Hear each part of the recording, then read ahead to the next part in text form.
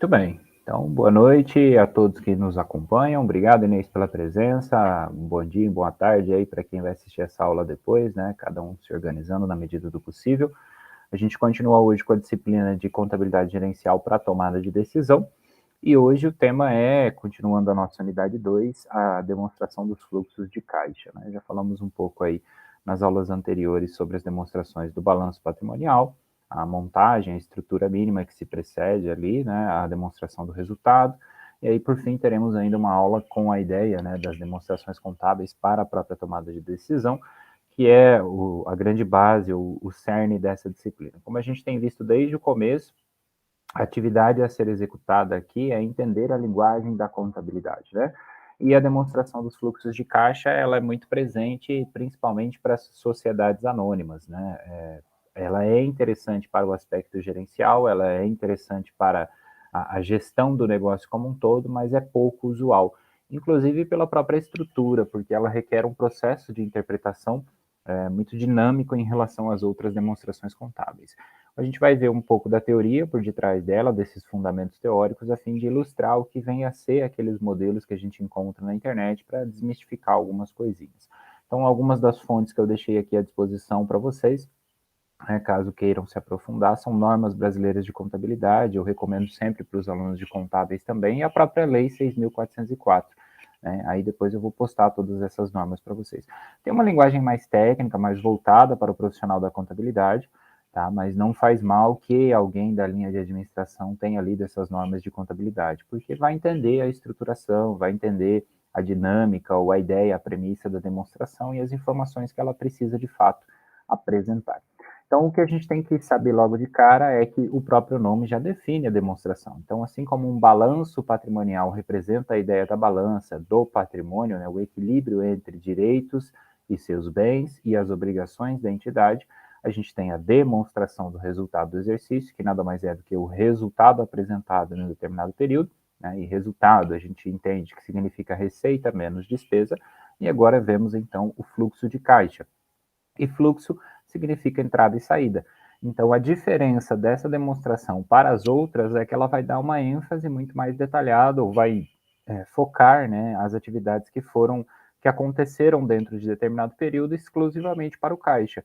E a gente chama de caixa e equivalentes de caixa, porque a expressão caixa ela é muito usual e nos dias de hoje é muito associado com o conceito carteira, né, caixa no sentido físico. E aí a gente chama de equivalente de caixa aqueles que são seus semelhantes. Então, por exemplo, uma conta bancária, ou várias contas bancárias e equivalentes a isso. Tá? Então, nada mais são do que as entradas e as saídas do caixa em específico. E aí, se a empresa não tem um caixa físico, ela não trabalha com a chamada carteira, né, o dinheiro vivo, digamos, apenas conta bancária, ela pode entender essa demonstração, assim como a gente vai ver hoje, exclusivamente para as atividades ali, as operações que aconteceram, as entradas e as saídas da sua conta bancária. Tá? Então, a gente vai ter as atividades operacionais, de investimento e de financiamento. Essa é a estrutura mínima que a norma brasileira de contabilidade determina. Por isso que todos os modelos que a gente vê vão ser estruturados desta forma. E o que são atividades operacionais? É tudo aquilo que a empresa realiza no seu dia a dia, né, que influenciam, e aí a gente sempre vai fazer esse parênteses, né? Vamos nos colocar da perspectiva do caixa da empresa, da entidade. Então, a gente, quando fala atividades operacionais, nós precisamos entender que são as atividades corriqueiras da entidade, mas que movimentaram de alguma forma o caixa dela. As atividades de investimento são aquelas que ela desembolsa algo, né, principalmente na aquisição de ativos, que são nada mais, nada menos do que os bens e direitos. É muito comum que a empresa compre equipamentos, máquinas, infraestrutura de modo geral, né, como, por exemplo, móveis, utensílios. Se isso está registrado no sentido patrimonial, isto vai, de certa forma, provavelmente ali caracterizar um investimento para a entidade. Então, a gente sempre parte da perspectiva do caixa, né, como nós veremos no exemplo. Nós vamos ter ainda também as atividades de financiamento, que é o terceiro grupo. Qual é a diferença do investimento para o financiamento? O financiamento trabalha com a ideia de que a empresa ela usa capital de terceiros, de certa forma, né? Então, o financiamento é basicamente entender de onde a empresa tira os seus recursos. Nesse sentido aqui da DFC.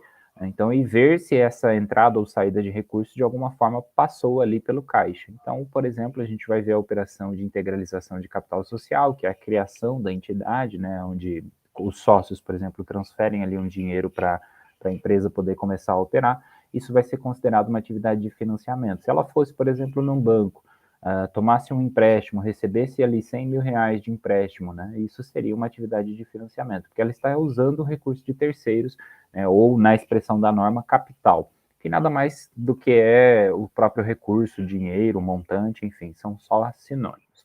Então, as atividades operacionais vão representar esse indicador base para a gente entender a operação da entidade e os seus fluxos, né? Ou seja, a sua entrada e a sua saída, para ver se ela é capaz, por exemplo, de pagar os empréstimos que ela realiza, se ela é capaz de manter a sua capacidade operacional.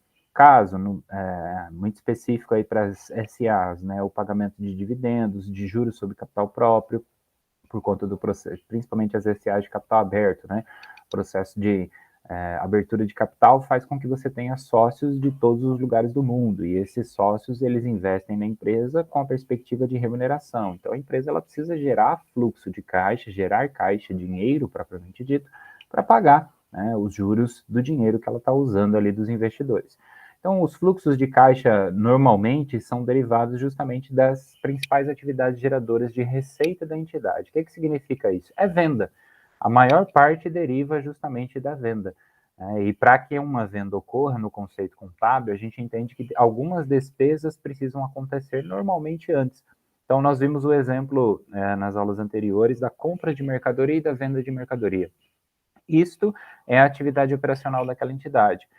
E a partir disso, ela vai ter lá um gasto, um desembolso, de certa forma, e posteriormente ela vai ter também uma receita. Aí o que a gente vai olhar é se esse gasto de fato saiu do caixa ou ainda se essa receita também de fato entrou para o caixa, porque é possível, por exemplo, que realize ao longo das suas operações uma operação de venda, por exemplo, a prazo. Então é interessante que a gente considere e verifique cada uma das operações. Então, nós vamos ver, usando os exemplos ali ao longo do trabalho, para poder justamente identificar cada uma dessas etapas, tá? Então, eu queria trabalhar com vocês aqui alguns exemplos mais tradicionais, mais básicos que a gente tem, em relação aos exemplos das atividades operacionais. O recebimento pela venda de mercadoria ou pela prestação de serviço. Isso é o mais comum, mais usual que a gente vai ter. Então, como eu dizia, se a empresa ela obtém ali uma venda de mercadoria, ela vai obter uma receita no ponto de vista contábil, por isso que a norma amarra com essa expressão. A prestação de serviço seria a mesma coisa, se ela vende esse serviço para alguém, ela vai receber uma receita para aquilo. A diferença disso, que nós estamos discutindo para uma DRE, por exemplo, é que a DRE não se importa se a venda foi à vista, se a venda foi a prazo. Ela mostra o resultado como um todo, né, a receita inteira. E aqui a gente vai ilustrar separando essas informações, tentando identificar, inclusive, ou especificamente, o que influenciou o caixa. Aí tem recebimento ali, ou pagamento, né, de diversas naturezas, decorrente de royalty, honorário, comissão e outras eventuais receitas, pagamento de caixa a fornecedores de mercadoria, que é a saída do caixa, o pagamento de caixa a empregado ou por conta de empregado em nome de, né, quando a empresa faz ali, de certa forma, o pagamento por conta do empregado e depois desconta do salário dele. E aqui, pagamento de caixa a empregados nada mais é do que o próprio salário, os encargos que decorrem dele, tá? Recebimentos e pagamentos de caixa por seguradora de prêmio e sinistro, né, e outras eventuais. Porque quando a empresa, por exemplo, contrata um seguro, normalmente ela vai pagando uma parcela todos os meses, né? E isso precisa ser registrado porque sai do caixa todos os meses. Existem outros ainda, eu vou deixar à disposição aí para que vocês vejam, enfim, a gente vai vendo os itens ao longo da ideia, só para não ficar muito teórico, tá? Atividades de investimento, então, como eu comentei antes, são aqueles que constroem, normalmente são os investimentos em ativos, né, que a gente chama, que são os bens e direitos, muito comum que sejam os bens, então é a compra de um veículo, é a compra de um espaço físico, a empresa vai lá e ela compra um imóvel para se instalar ali, ou mais um imóvel, por exemplo, para ampliar a sua produção. E aí separando, né? Isso é diferente de pagar, por exemplo, aluguel. Tá? O aluguel ele faz parte da atividade operacional, enquanto que a compra do imobilizado, do imóvel, por exemplo, ou do veículo, vai ser uma atividade de investimento a primeiro momento ali. Então, são desembolsos, né, que vão resultar em um ativo que seja reconhecido patrimonialmente. Por isso que eu falei, precisa ser caracterizado, né, e observado ali dentro do conceito da contabilidade propriamente dito.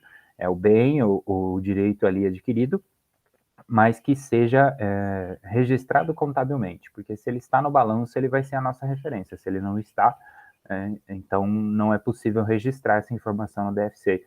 E aí, talvez para só esclarecer, é muito comum que se tenha, por exemplo, pequenas compras, né, de móveis e utensílios que às vezes as empresas optam por não imobilizar. Imobilizar significa ter controle patrimonial.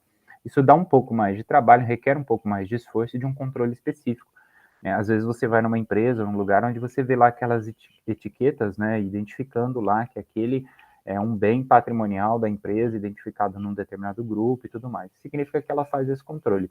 Às vezes, algumas optam por não fazer esse processo. E aí, isso tem influências em aspectos tributários e outras coisas mais avançadas. Mas aqui a gente vai se limitar a entender se foi um investimento e se aquilo vai gerar, de alguma forma, um retorno futuro. Né? Essa é a ideia. Então, quando a empresa ela compra um carro, desde que não seja sua atividade corriqueira, né, de compra e venda de veículo, ela vai comprar aquele imobilizado, que é um imobilizado também, um veículo, né, e vai fazer isso justamente na expectativa de que a operação daquele veículo, daquela máquina, daquela infraestrutura que ela adquiriu de alguma forma, vai resultar um fluxo de caixa futuro, por isso que é chamado de investimento e não de financiamento. E aí, os exemplos mais comuns que a gente tem é a aquisição de imobilizado, a venda de imobilizado também, né, pode ser caracterizada, a venda de imobilizado, intangível e outros ativos de longo prazo, que seria dentro do balanço aquele ativo não circulante, como a gente chamou, tá? Pagamento de aquisição de instrumentos patrimoniais ou de dívida de outras entidades são mais relevantes aí para empresas de sociedades anônimas, né, que às vezes fazem participação societária em outras entidades, em outras empresas, tá? Recebimento de caixa proveniente da venda desses instrumentos, adiantamento em caixa, né, e empréstimos feitos a terceiros. Então, se a empresa ela empresta um recurso para aquele sócio, por exemplo, dela, ela tirou lá dinheiro do seu caixa, emprestou para o sócio usar na conta pessoa física dele por 30 dias, por exemplo, e aí vai cobrar isso depois. Então, a ideia é que isso fique registrado separadamente da sua atividade operacional. Houve uma saída de caixa, mas a operação dela não é emprestar dinheiro para sócio. A operação dela é compra e venda de mercadoria. Então, saiu o dinheiro do caixa, isso é registrado pela DFC e é separado justamente da atividade operacional, porque entende-se que haverá um fluxo futuro. O sócio vai devolver aquele dinheiro, com ou sem juros, né? Recebimento de caixa pela liquidação de adiantamentos, né, que é o exemplo que eu dei aqui, ou até a amortização no caso de empréstimos que foi concedido a terceiros, tá? Aqui só destacando, né, está escrito ali, exceto aqueles adiantamentos e empréstimos de instituição financeira, quer dizer que na instituição financeira, a atividade de empréstimo, concessão de crédito, normalmente é a sua atividade operacional, daí o jogo inverte. Então, isso depende, inclusive, né, de onde colocar de acordo com a natureza da operação da entidade. Aí tem outros exemplos aqui também, para quem trabalha com contrato futuro, contrato a termo, de opção, swap, né, que é a troca, enfim. Recebimento e pagamento, né, entrada e saída de caixa, principalmente aqui no caso, se aplica exclusivamente aí às empresas que operam no mercado da Bolsa de Valores. E a gente vai ter, por fim, a atividade de financiamento dos três grandes grupos. E os exemplos mais comuns vão ser justamente o pagamento, o recebimento ali de emissão, né, e recebimento de caixa por emissão de ações, quando ela abre o seu capital pela primeira vez ou outras vezes, o pagamento a esses investidores, né, no caso aí para adquirir ou resgatar suas próprias ações, né, recebimento de caixa pela emissão, caixa recebido pela emissão de debênture, empréstimo e outras características, né, quando ela emite um título de dívida, amortização de empréstimos e financiamentos, no sentido, né, de pagamento, recebimento, enfim. Então, como eu citei para vocês, os empréstimos e financiamentos normalmente são tratados como atividade de financiamento. Existem algumas discussões, mas para nós aqui serão trabalhados nesse sentido para a gente simplificar. E aí a entidade ela vai poder apresentar essa DFC de duas formas, pelo chamado método direto ou método indireto. Então, ambos terão essas três divisórias, né, esses três grandes grupos. E eles nada mais são do que a estrutura mínima. e aí eu escolho o método pelo qual eu quero demonstrar o que aconteceu com o caixa, para descobrir se eu gerei ou não, né? Porque eu posso gerar caixa significa finalizar o mês com mais dinheiro do que eu tinha no começo. E o contrário também é válido, às vezes eu posso gastar mais do que eu recebi. Então a ideia da DFC é justamente mostrar o que aconteceu com esse caixa. Então a gente vai ter o método direto, que é basicamente partir ali diretamente para o pagamento e o recebimento, e o indireto faz-se um ajuste. Parte-se, na verdade, do lucro líquido, neste caso, ou prejuízo, né, ajustado pelos efeitos de transações que não envolvam o caixa. O que significa isso? A gente vai adicionar especificamente no exercício aqui, por exemplo, a depreciação, né, porque ela é vista como uma despesa, ela influencia o lucro, e o fato dela influenciar o lucro de certa forma, né, do ponto de vista do caixa, é incorreto. Por quê? Porque na contabilidade a gente faz isso, ela diminui o lucro, porque a contabilidade usa a ideia da competência, receitas e despesas de um determinado período. Enquanto que na perspectiva do caixa, aquele dinheiro da depreciação não saiu para ninguém, não foi um pagamento efetuado, né? É como se isso não acontecesse. E de fato não acontece. Então faz-se um ajuste e aí se recupera o que foi de fato o verdadeiro lucro daquele período, para daí então entender a movimentação. Então, assim, da parte teórica, algumas conceituações que a gente precisa ter, né, para poder vivenciar ali a ideia do raciocínio. E aí, para o exercício daqui, antes de eu prosseguir aí, alguma dúvida, Inês? Alguma consideração? Alguma partezinha que você queira que eu Não, por volte, enquanto talvez? não. Tá. Então, vamos dar uma olhada no Não. modelo, que aí a gente consegue, acho que com mais tranquilidade, né? Deixa eu ver aqui. Esse é o mesmo exercício que a gente vem trabalhando, tá? Para simplificar e tentar trazer tudo numa coisa só, a fim de comparar as informações, né? Então, igual a observação que eu fiz na última aula, nas aulas anteriores, estão tudo aqui ainda para a gente poder se localizar. Então, aqui a gente vai ter duas situações, né? O mês de abril, com as suas operações, e depois o mês de maio. E durante aquelas atividades anteriores eu tinha pedido, olha, livro diário, livro razão, balanço e DRE. Por quê? São as bases da contabilidade. E não tem a DFC, né? Como se ela não fosse obrigatória. A ideia é que toda entidade deveria, né? Se ela está obrigada a fazer a contabilidade, a DFC faz parte do rol das demonstrações. Inclusive a lei, ela pede. Né? Acontece que aí às vezes o pessoal acaba se desleixando um pouco, ou enfim, não usa adequadamente essa informação e acaba esquecendo dessa demonstração. Mas se a empresa for organizada, se ela souber o valor que isso agrega à sua tomada de decisão, com certeza ela vai buscar elaborar. E aí o detalhe é importante citar, assim, que não tem nem certo e nem errado, né? Assim como as outras demonstrações, a gente usa critérios e esses critérios definem mais ou menos o parâmetro que a gente usa. Então, para reconhecer um ativo, eu preciso usar alguns critérios. Para fazer o débito e crédito, é outros critérios, e assim sucessivamente. Para DFC é a mesma coisa. Por isso que às vezes você vê uma DFC gigante de uma empresa que teve muita movimentação, né, com mais ou menos detalhe, de acordo com a informação que ela precisa apresentar para quem vai ser o usuário daquela informação. Então, não é que tem um modelo certo ou um modelo errado. Existem duas formas que a gente tem de fazer, que é o método direto e o método indireto.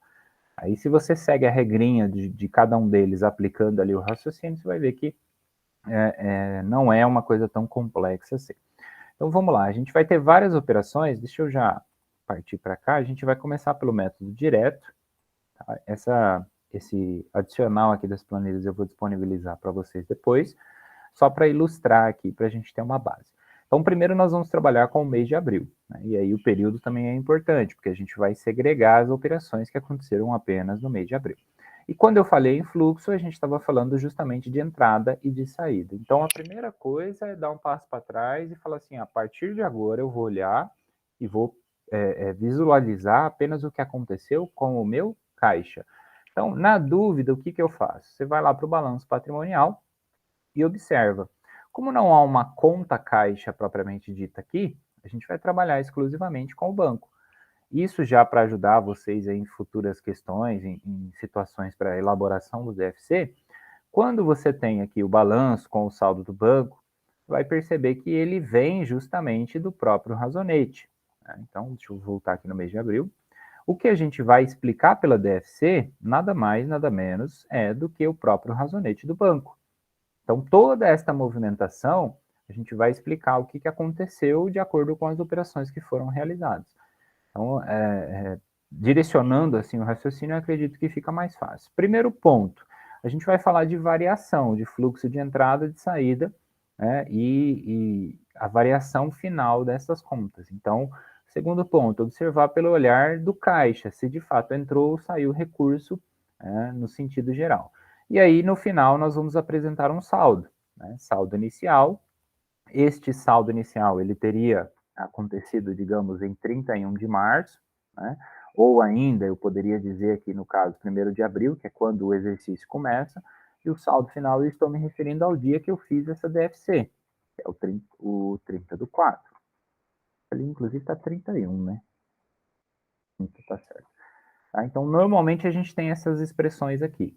E aí, o layout ou a estrutura mínima vai ser a atividade operacional, que a gente já vai ver quais são, atividade de investimento e atividade de financiamento. Todos eles vão dar um subtotal, que é o que a gente está chamando de caixa gerado. Às vezes o pessoal coloca caixa líquido, ou só caixa por atividade de financiamento, de investimento e tal, não tem problema, é apenas um resumo geral da informação apresentada assim. E aí nós vamos para as operações. Então aqui eu tenho, olha, dia 3 de abril houve a integralização do capital social. Isso aconteceu por meio de depósito bancário. Então influenciou o meu caixa, porque o meu caixa é o banco. E o que aconteceu? Houve a entrada, do ponto de vista do caixa, houve a entrada de recurso no valor de 150 mil para cada sócio, são 2 sócios. Então, o capital social, ele é visto como o quê? Uma atividade operacional, investimento ou, neste caso aqui, financiamento. Ele vai ser lançado, né? Neste caso, eu coloquei a explicação direta do lançamento, mas existem outras características, outras formas de expressar isso aqui. Eu só fiz assim para ficar mais claro possível. E para a gente entender, olha, que na perspectiva do caixa, a integralização do capital social significa uma entrada. Né? E aí, normalmente, não se faz em 2 colunas, assim, entradas e saídas, né? A gente costuma fazer, assim como eu deixei o método indireto, um fluxo, e o que é positivo, o que é negativo. Mas aqui foi só para separar e ajudar a compreensão num primeiro momento. Então, a entrada ou a integralização do capital social, na visão do caixa, é uma operação que influencia ele, porque houve um aumento, né? Ele recebeu o recurso, e esse recurso foi no montante de 300 mil. Segundo passo, eu vou classificar, isso é atividade operacional? Não, porque a função da empresa não é ficar tendo o recebimento de integralização de capital social dos sócios, isso faz parte de um processo de financiamento. O que é o capital social? Ele nada mais é do que o dinheiro emprestado do sócio para a empresa para que ela se financie por um tempo, para daí executar suas atividades e depois pagar ele de volta, né? Retornar na forma de lucro. Então a ideia dele é justamente essa. A entrada do capital social, pronto, fizemos a primeira operação. Aí, em seguida, nós temos a contratação do colaborador, isto não vai influenciar o caixa nesse momento, né? Apesar do acordo do salário já ter sido feito, né? A contratação, o funcionário vai trabalhar e tudo mais, não há dispêndio ali de caixa nesse momento, né? Se houvesse, por exemplo, uma taxa que eu paguei, o exame médico, aí seria ali alguma outra atividade, mas neste caso aqui a gente não considerou essa parte. Então, eu deixei zerado lá no raciocínio, ele não consta, mas o salário em si eventualmente vai aparecer quando houver o pagamento. Tá? Então, nesse primeiro momento, essa operação a gente não utiliza. Depois a gente tem a compra do veículo e do imóvel. E aí nós precisamos pensar, para que uma empresa compra o veículo e para que ela compra o imóvel? Justamente naquele raciocínio para caracterizar uma atividade de investimento. E na visão do caixa, essas 2 compras significaram uma diminuição, né? Significaram uma saída de recurso. Então, eu jogo aqui o valor do veículo e o valor do imóvel. Então, por isso é importante que a gente se atente. Olha, a compra do veículo, ela foi à vista. A compra do imóvel também foi à vista. E o fato de ser à vista significa que pagou com o banco. Né? Então, é basicamente assim, para que a gente perceba que é o olhar em cima do caixa. Pagou, saiu do caixa, então vai para a DFC de alguma forma. Tá? Então, compra de ativo imobilizado, veículo imóvel, total das atividades de investimento, aqui no caso não está sendo registrado mais nada, a gente chegou a 141 negativos, né? Ou seja, saídas, ao contrário do financiamento que resultou na entrada de 300 mil reais. Aqui, tranquilo? Tá dando para entender? Aí vai me ajudando, Inês. Tá sim. Beleza, se for surgindo alguma dúvida, vai me pausando aí, tá bom? Então, em seguida, a gente vai ter as operações mais convencionais, né, que é a compra e venda de mercadoria. Né? Então, como esse exercício ele é mais simples, mais direto, fica até mais fácil fazer todas as demonstrações. Então, a compra de mercadoria, na perspectiva do caixa, foi à vista. Então, se foi à vista, saiu do caixa. A gente teve ali um desembolso de 7 mil reais. E depois a gente vai fazer uma venda de 18 mil reais, cujo recebimento também foi à vista. Então, eu estou olhando e observando o quê? Uma atividade operacional, que é a compra e a venda da mercadoria. E aí, na perspectiva do caixa, saída, entrada. Né? Eu estou apenas segregando essa informação para me localizar. E aí, quando eu faço um raciocínio, olha, da perspectiva de atividade operacional, eu gerei um caixa de 11 mil. Da perspectiva de investimento, deixa eu fazer aqui que vai ficar mais... Eu gerei 11 mil positivos, né? Que é 18 menos o 7. Da perspectiva do investimento, eu tive um caixa negativo de 141 mil. Até aqui eu estou no negativo. Mas, ainda no mesmo período, eu tive mais uma entrada, ou gerei um caixa positivo de 300 mil reais. Isso resultou, então, a um caixa final, um saldo final, né? Ou variação, como a gente também chama aqui nesse aspecto, de 170 mil. Então, o que eu estou utilizando nessa fórmula? Apenas esse raciocínio, os subtotais. Né? E os subtotais são compostos pela própria operação. Então, aqui, como eu estou lançando negativo, eu posso somar tudo. Mas nada mais é do que 18 mil menos o 7. Fechou. E o mesmo aqui embaixo, né? 21 menos 120, né? Menos 21 menos 120, menos 141 e etc. Assim. Aí a gente está praticamente finalizando, porque foram poucas operações, eu já separei cada uma delas de acordo com o raciocínio, né? E aí a gente chega à ideia da montagem final do saldo inicial. Então, observando aqui o balanço, sempre que vocês considerarem, muito provavelmente o balanço, se ele for um balanço elaborado de uma empresa mesmo, ele vai ter o saldo anterior aqui. Ele vai ter, trazendo uma informação ou outra, separando por datas, por exemplo, como se aqui fosse, sei lá, 31 de março, e aí ele consideraria aqui, qual era o saldo da minha conta bancária em 31 de março? Zero, não havia nada. Então, qual é a ideia da variação desse saldo ao longo do tempo? Eu saí de zero e fui até 170 mil. 170 mil menos o zero anterior, obviamente, 170 mil. Então, a variação dele ocorreu exatamente dessa forma. Eu saí do zero e cheguei a 170 mil. O que eu estou fazendo aqui pelo método direto é explicando que, pelas entradas e saídas da operação da empresa, houve um saldo positivo de 11. Pelas atividades de investimento, houve uma saída maior de 141. E pelo financiamento, houve uma entrada de 300. Então, a variação que eu estava tentando encontrar foi localizada justamente desta forma. Tudo que entrou, tudo que saiu, tudo que aconteceu no meu caixa. E aí, na dúvida, caso vocês tenham acesso a essa informação, o razonete.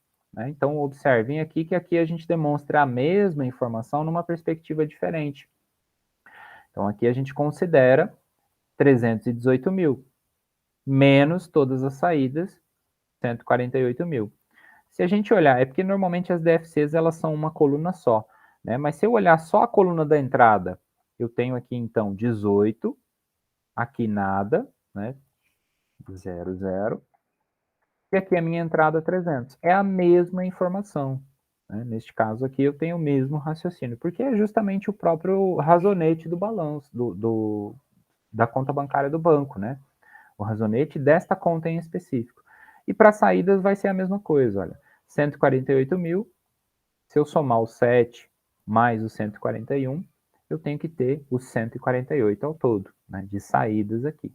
Então, o raciocínio ele é de fato mesmo partindo desta premissa. E aí chegamos ao segundo mês, antes de eu trocar os métodos, que seria o mês de maio, né, continuando com as operações. Então, aqui eu terminei a minha DFC simples, né, direta, objetiva, e consegui ilustrar quanto foi essa variação, entendendo que, ao longo da sua atividade, ele teve um saldo positivo. Tem que prestar muita atenção, porque, por exemplo, isso aqui é uma atividade de financiamento. Então, no mês seguinte, ele já não vai mais existir.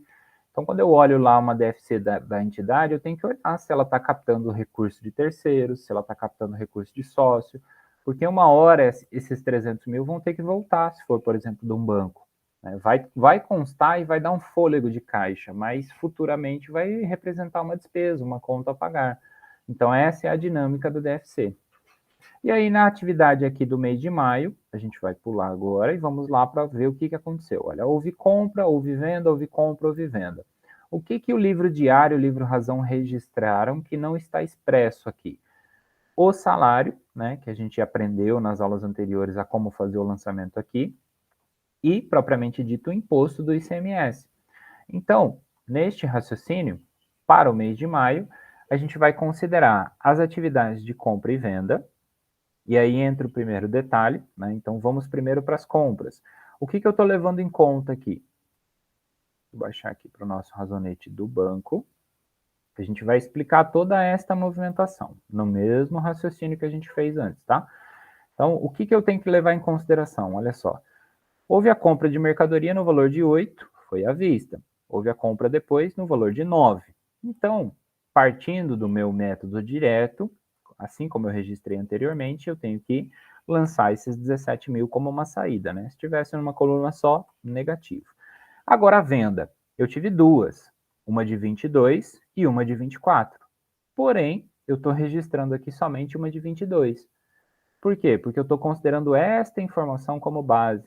Né? Eu estou considerando apenas a operação que aconteceu à vista. Cadê? Aqui.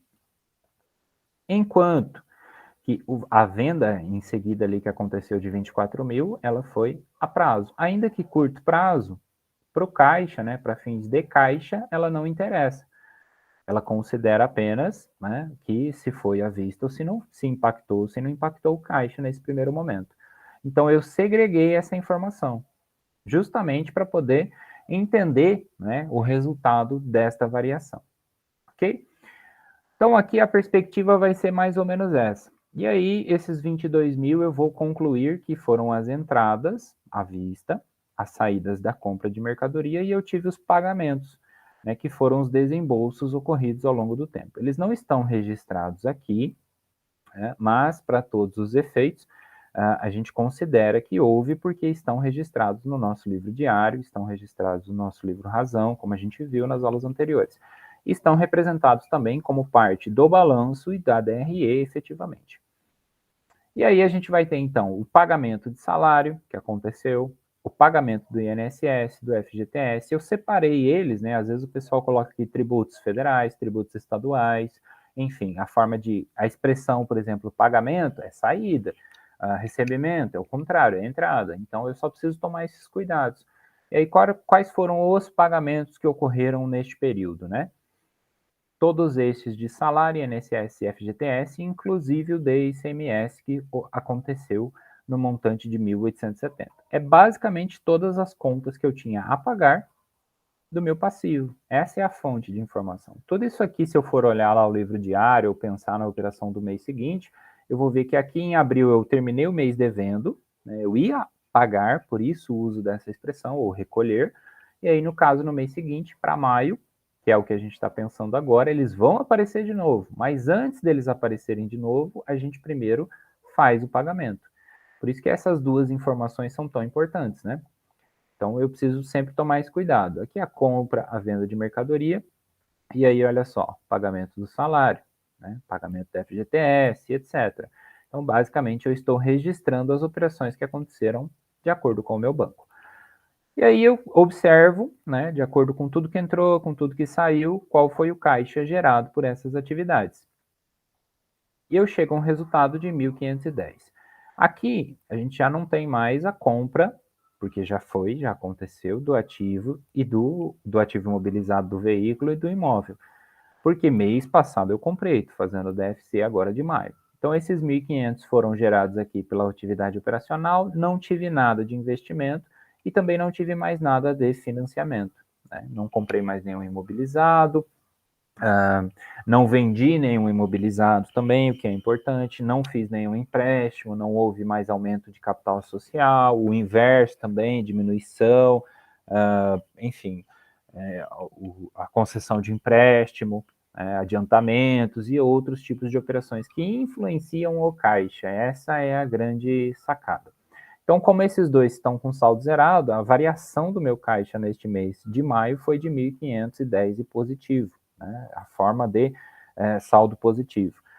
Então, eu preciso observar esse resultado final também, para saber se eu gerei a mais ou a menor, né? Então, os dois são válidos. Saldo inicial, eu vou considerar, então, o saldo do mês de abril, que foi com quanto a gente terminou aqui, né? Como é uma sequência. E depois, o saldo final, que é o próprio valor do meu balanço, que tem que ser extraído justamente do meu próprio razonete, né? Os 171 mil aqui embaixo. Então, eu estou me baseando na mesma informação.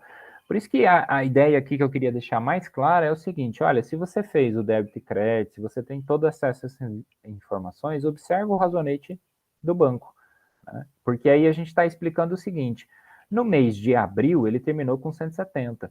Então, é como se ele tivesse aqui, né? Vamos registrar aqui do ladinho. Vou considerar, por exemplo, aqui, 30 de abril de 2021.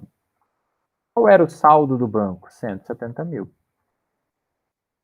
Esses 170 mil se transformaram, né, ao longo de um mês em 171.510. Quer dizer que só aumentou? Não, teve entrada, teve saída, e eu quero explicar essa variação. Então, eu quero olhar item por item do que aconteceu. Eu estou explicando o próprio razonete. Houve a compra, houve a venda, cujo recebimento tenha sido à vista, houve o pagamento de salário, INSS, FGTS e ICMS. Então, eu estou explicando que esses 1.510 foram ocasionados por causa disso. Se eu tirasse, por exemplo, esse recebimento e ele tivesse acontecido a prazo também, vamos imaginar aí por um instante, eu teria gerado um saldo negativo de caixa. Então, eu ia olhar o banco do mês passado e o banco desse mês, ele teria diminuído, né? Então, o raciocínio que a gente tem que pegar é exatamente esse. E, então, assim, o método direto, ele fica mais dinâmico, mais fácil, né? Mais direto, de fato, porque ele busca explicar literalmente pagamento e recebimento, né? Então, ele começa já na atividade operacional entendendo o que aconteceu e só fazer os lançamentos. A demonstração do método indireto vai partir desse diferencial que a gente sempre vai encontrar, que é o lucro líquido do período, né? Que é chamado do lucro líquido do exercício. E ele precisa ser ajustado, tá? Como aquela premissa. Então, se a empresa ela tem a depreciação, amortização, exaustão, que são as mais usuais, né? Depreciação para bens tangíveis, amortização para bens intangíveis, exaustão para bens naturais. A gente vai aplicar esse conceito inverso de aumentar esse lucro, porque entende que, na verdade, ela não teve um lucro de 6.760. De onde é que eu extraio essa informação para começo de conversa? O lucro, ele é sempre apresentado na minha demonstração do resultado. Tá? Então, essa informação é a que eu estou buscando. Aqui é o mês de maio, vamos voltar aqui para abril. Olha, receita bruta, 18 mil, ICMS, 3, CMV, folha, né, depreciação, etc. Tirei tudo, cheguei a um saldo final de 6.760. Então, é daqui que a gente vai extrair essa informação. Caso você não tenha a DRE, ou seja necessário elaborar, basta se lembrar, né? Receita menos todas as despesas, se chega ao resultado líquido. E aí trouxemos para cá os 6.760. Aí eu tenho um aumento de depreciação. Às vezes, né, eu deixei das duas formas. Tem o sinalzinho, tem a expressão. Às vezes fica aumento ou diminuição. Então, é apenas uma questão de nomenclatura de quem faz e elabora a demonstração, tá? Aqui houve um aumento da depreciação, no caso do veículo, do imóvel. Por quê? Eu estou considerando a informação de que a depreciação no mês de março, vamos considerar aqui que seja março, 31/3, tá? Essa parte das datas aí não precisa fazer, eu só estou mostrando para vocês para a gente localizar. De quem que eu estou falando agora? Olha, da depreciação, tá? Então, a depreciação em março existia? Não, porque eu não tinha nenhum bem. Então, ela era zero. E aí, a partir daqui, Qual vai ser a minha depreciação no final do mês de abril? Ela vai ser 350. Aqui está lançado como negativo, mas de certa forma ela está sendo aumentada, né? Porque ela se acumula. Está negativo só porque eu estou usando o Excel, né? Eu já expliquei isso também em aulas anteriores aí, a fim de ilustrar essa situação, porque ela tem que reduzir esses 21 para fins de balanço, mas para fins de DFC é como se ela tivesse diminuído meu lucro e eu tenho que fazer o processo inverso. Então, eu tirei na hora de fazer o lucro, agora eu vou fazer o raciocínio contrário. Seria mais ou menos fazer uma DRE sem colocar essa parte aqui, ó. Porque para DRE ela tem que diminuir. Para DFC, neste caso do indireto, ela vai aumentar. Para dizer, olha, na verdade, o meu lucro foi de 5.510. Então, este foi o resultado que eu obtive naquele período. Beleza. Ajustou o lucro, vai observar as atividades operacionais e os outros acontecimentos. E aqui, aqui está 31. E a gente está falando ainda do mês de abril. Então, aí eu vou considerar aumento, diminuição de estoque, de fornecedor. Né? No estoque, inclusive, ele aumentou e diminuiu ao mesmo tempo. Então, eu estou deixando o saldo zerado. Na dúvida, vai para o razonete, olha o razonete do estoque, lá você vai ver essa movimentação de débito e crédito. Mas eu estou deixando zerado porque, de fato, né, ele começa com zero, aumenta, diminui e termina com zero. Então, a variação dele neste período, que é o que o método indireto propõe, olhar a variação de períodos para períodos, é de 0 em março, 0 em abril. Então, qual foi a variação? Nada. A mesma coisa para conta fornecedores, que são os mais usuais que a gente vê aqui: estoque, fornecedor, outras contas do passivo e outros recebimentos do ativo. Né? Então, a gente vai ter aqui salário a pagar. O que aconteceu com a conta salário a pagar? Em março, ela não existia. Em abril, fechou o final de abril ali, no balanço, a gente percebe que ela era zero, né? É como se tivesse, se a gente considerasse um balanço existente aí em março, neste caso, como é o primeiro mês de atividade dela. Então, aqui do ladinho, era zero e passou a ser 1.381. Então, aumentou. Se ela aumentou na perspectiva do caixa, isso é bom ou ruim? É bom, porque não saiu dinheiro do caixa. Isso é uma conta que eu tenho que pagar. Se ela tivesse diminuído, se o salário a pagar diminui, quer dizer que eu paguei. Quer dizer que diminuiu o meu caixa. Ok?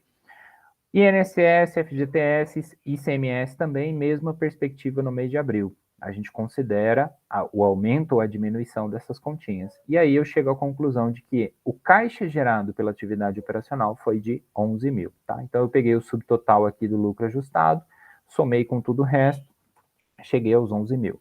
Se a gente olhar uma demonstração, né, e aqui em cima, que é a do método direto, 11 mil reais, e a gente olhar no método indireto, a gente vai perceber que o caixa gerado pela atividade operacional é o mesmo, né? Porque eu estou falando do mesmo período, é a mesma empresa, são as mesmas operações. Eu só estou explicando isso de uma forma diferente. Então aqui eu estou dizendo, olha, eu tive na verdade um lucro de 7.510 e deixei de pagar esses montantes. E aí, observando lá o método, você vai, quanto mais praticar, né, mais clareza você vai ter, você vai perceber que esse salário a pagar aqui esse mês não foi pago, mas mês que vem ele será pago, como a gente vai ver. Então, ele vai causar o efeito inverso e depois ele aumenta de novo e assim sucessivamente. Aqui, então, as atividades de investimento é o mesmo raciocínio. Houve um aumento de ativo imobilizado. Quando a expressão da DF6 apresenta isso, ela está dizendo nada mais, nada menos do que isso aqui. Olha, imagina, vai lá no balanço, imagina um balanço do mês anterior. Quanto que tinha de veículo? Tinha zero. Então, do mês anterior para este mês, houve um aumento ou uma diminuição? Daqui para cá, no caso, né? Para a segunda etapa ali. Eu tinha zero, foi para 21 mil no meu balanço. Significa que houve um aumento. Se houve um aumento, para que tenha ocorrido um aumento, neste caso aqui, eu considero então esses 21 mil como negativos. Por quê? Porque para aumentar o meu ativo imobilizado de veículo, eu tive que gastar 21 mil. E gastar significa saída, negativo para o caixa. Então, esse joguinho, essa troca de sinais é que às vezes geralmente confunde a galera. O imobilizado é o mesmo raciocínio e a atividade de investimento vai totalizar a mesma coisa. Então, chegamos aos 141 mil da mesma forma. E o aumento de capital social, né, no mesmo sentido. Então, aqui eu só joguei os sinais, eu não fiz as duas colunas como anteriormente, mas daria para fazer também. Então, o que é negativo seria uma saída e o que é positivo seria uma entrada.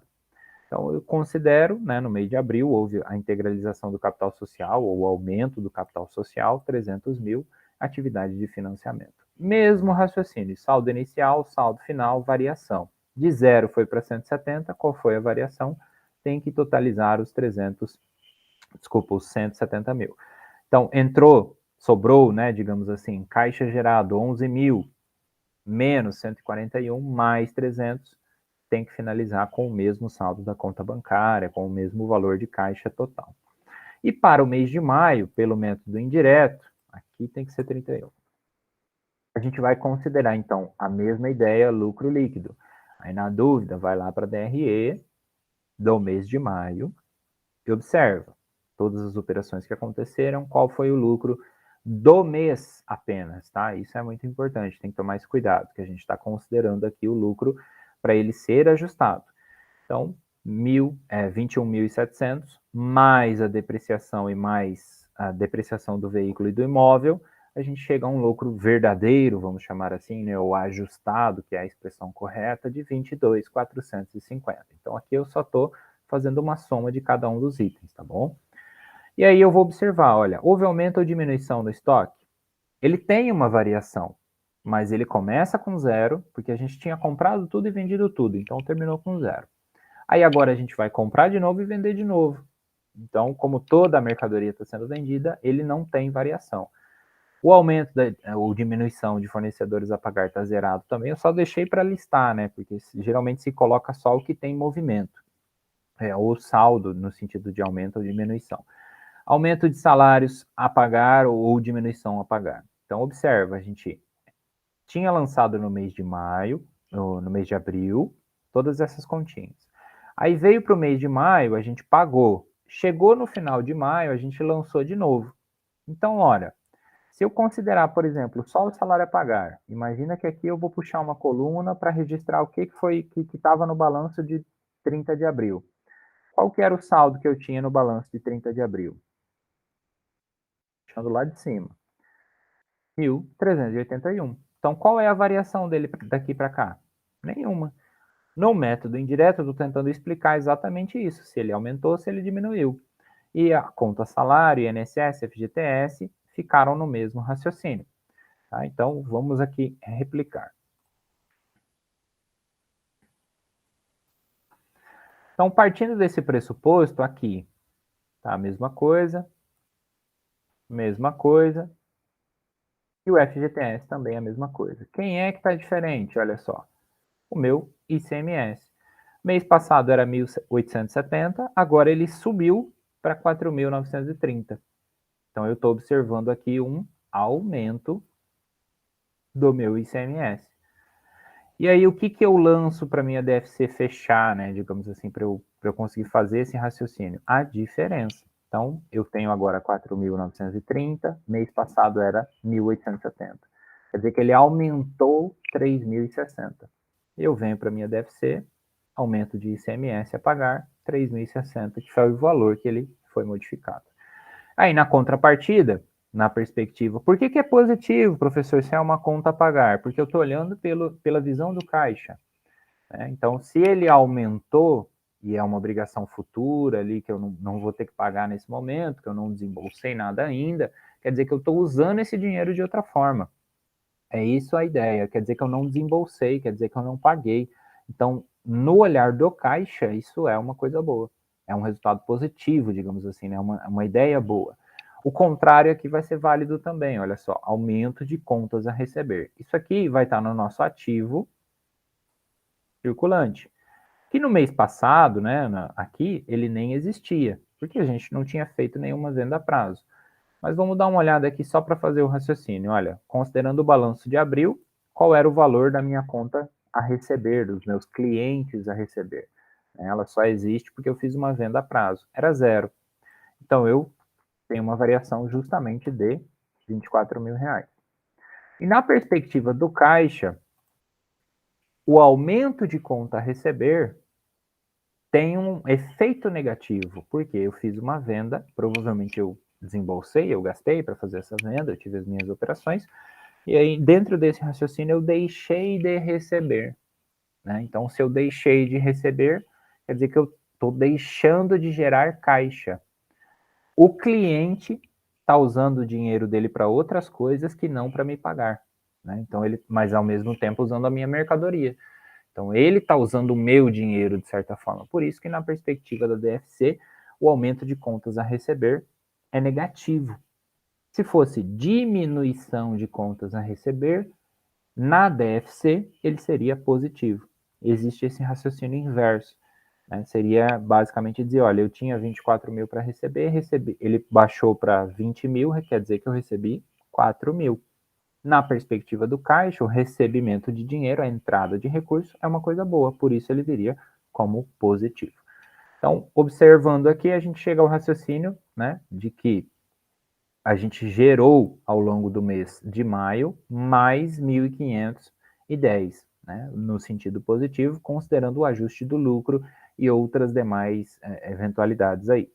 Então aí eu vou partir desse pressuposto, eu gerei 1.510 e eu não tive aqui aumento no caso dos imobilizados, né, nem por venda, nem por novas compras, aumento, diminuição e etc. E aqui, então, o capital social também é o mesmo raciocínio. Aí ele, nessa segunda etapa, ele se assemelha muito ao método direto, né? Como não há operações que possam ser registradas aqui, eles ficam zerados. Tá? Mas aí, por exemplo, se a empresa vai lá e toma um financiamento, um empréstimo de alguma entidade financeira, ela teria, então, uma atividade de financiamento. Ou se ela faz algum investimento, compra uma área nova que ela vai construir a sua sede nova, aquilo é um investimento. E na perspectiva do caixa, se a compra foi à vista, está saindo recurso. Está comprando equipamento, está comprando imobilizado, está comprando o terreno, entre outras características. Então, é essa leitura que a gente tem que fazer. E aí, o resultado, né, ou a variação, balanço patrimonial de novo, para eu olhar, olha só, que eu queria explicar. De 170 mil, eu fui para um banco, né, o caixa de 171.510. Então, 171.510 menos 170 mil, que é o que eu já tinha, eu tenho uma variação de 1.510. E aí eu estou explicando que essa variação ela aconteceu exatamente pela minha atividade operacional, né? Porque o resto não aconteceu mais nada. Mas como assim?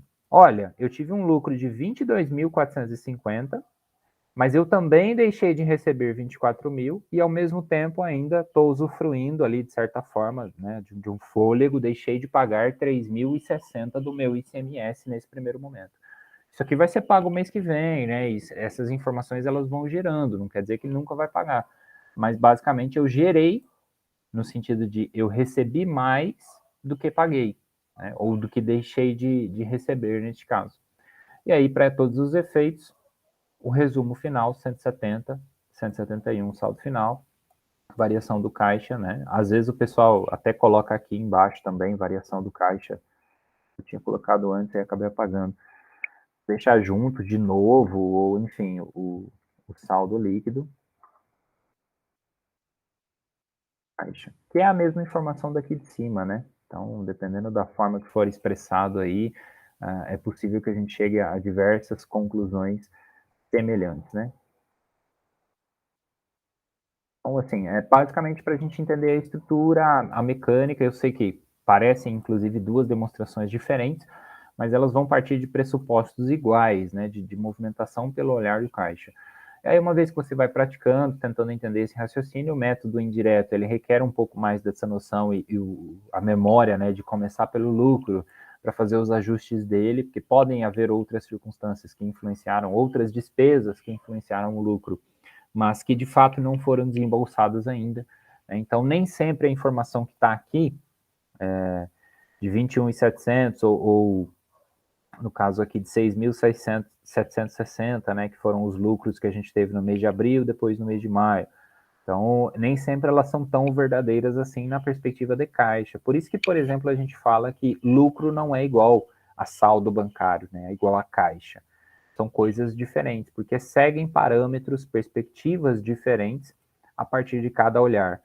Banco vai seguir a lógica da movimentação por competência.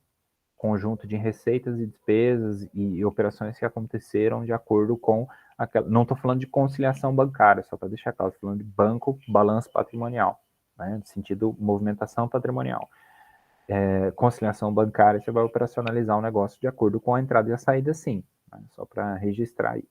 Mas aí a DFC vai justamente fazer a complementação dessa informação. Poxa, então se a informação que eu estou expressando na minha demonstração do balanço e da DRE não seguem exatamente a entrada e a saída de caixa, como é que eu poderia ilustrar isso de outra forma? Aí vem a DFC para suprir essa necessidade de informação, para saber se está de fato gerando resultado, lucro, prejuízo, etc., dinheiro de certa forma, e como essa geração está acontecendo.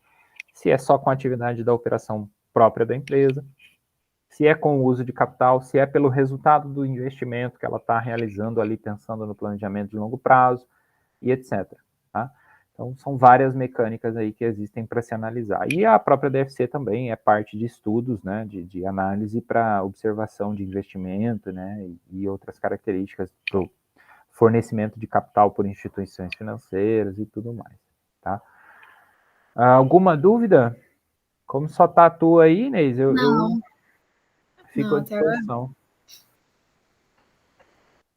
Chegou a praticar ela já alguma vez?